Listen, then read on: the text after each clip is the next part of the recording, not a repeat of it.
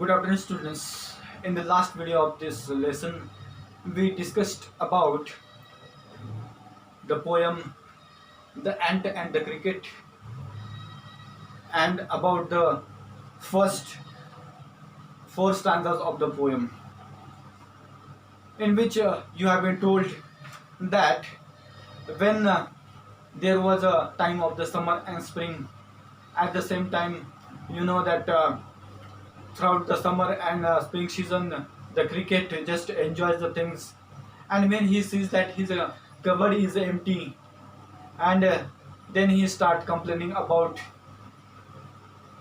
as his cupboard was empty and he had nothing to eat. And what happens after that? There comes winter also, and there was no leaves, and no fruits on the trees, and no grass on the ground, as ground was covered with the snow.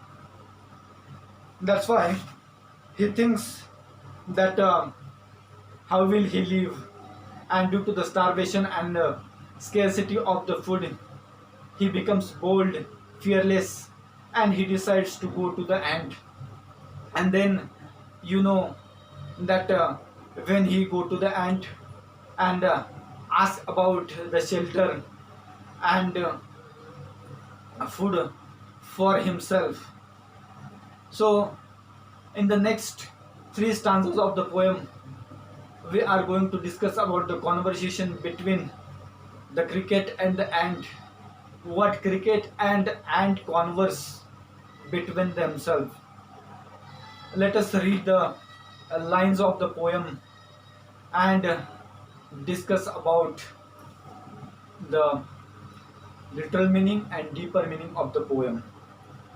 See, the say the ant to the cricket, I'm your servant and friend, but we ant never borrow, we ants never lend. But tell me, dear cricket, did you lay nothing by when the weather was warm? Quoth the cricket, not I. My heart was so light, and I sang day and night, for all nature looked gay. You sang, sir, you say. Go then, says the ant, and dance the winter away. Thus ending, he hastily lifted the wicket, and out of the door turned the poor little cricket. For cause this a fable, I'll warrant it true. Some crickets have four legs, and some have two. See again. See the first line of the fifth stanza. Says the ant to the cricket, I'm your servant and friend. See, actually, here, when the cricket goes to the ant says to the cricket that we are your servant also and your friends also.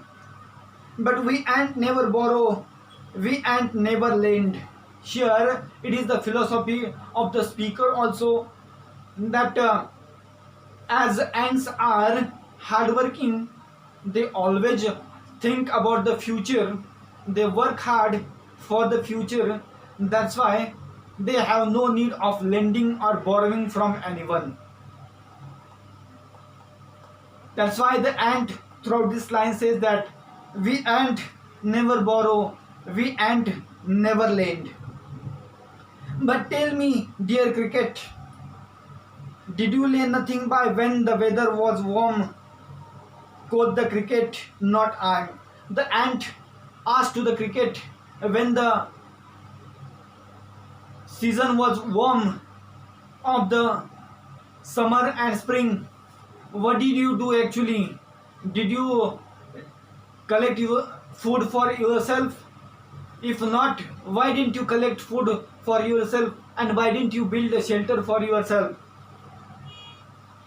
So at the same time, the cricket says, I didn't do anything because my heart was so light that I sang day and night, for all my nature looked gay. You sang, sir, you say. See, actually, he says that his heart was so light. That means he was in the mood of just enjoying. That's why he just enjoys the things throughout the day and night instead of working hard or instead of thinking about the future. And the season also was of the gay. That means the atmosphere in the season is of the happiness or of the enjoyment.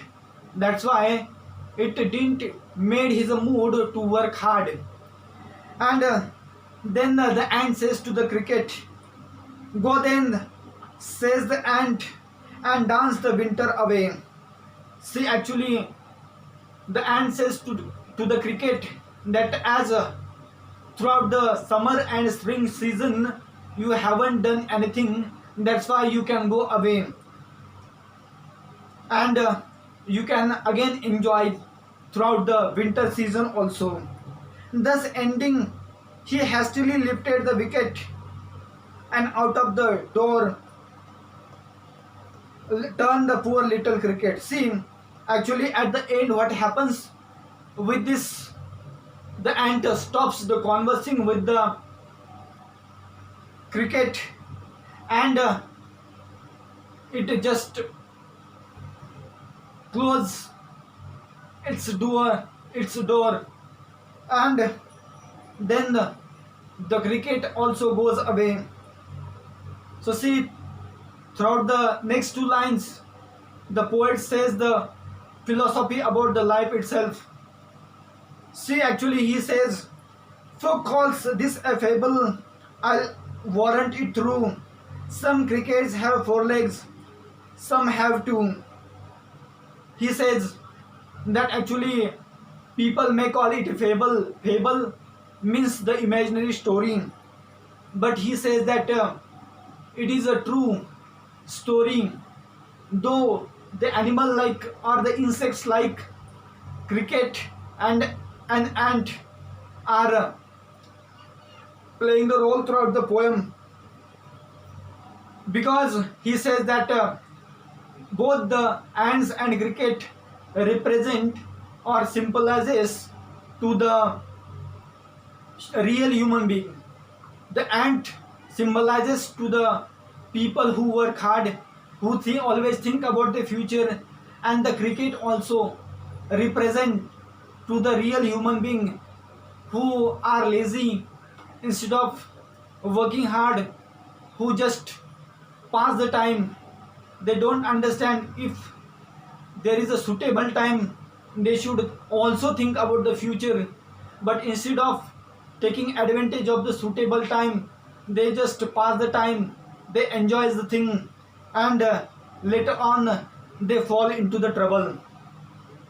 That's why the poet says some crickets have four legs and some have two. Here the four-legged cricket represent to the cricket in the poem that is an insect like a grasshopper, but some have two.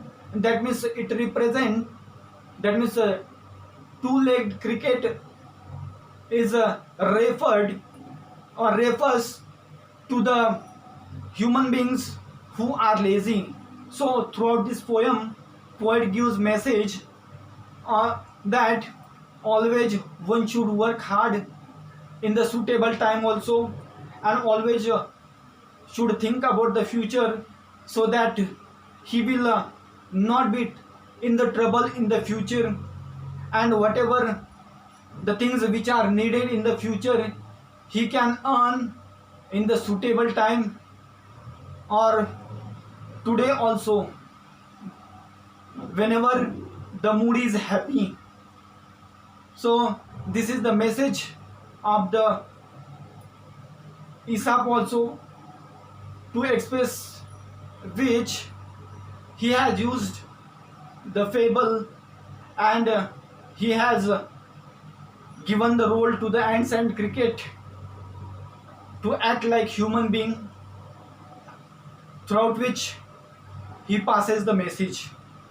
So with this we can understand that you also can work hard, can study hard for the future instead of just passing time. Actually, this is your molding time, so our preparation time for the future. So prepare well yourself through these days, through your childhood, so that your future also will be happy. With this, we stop here.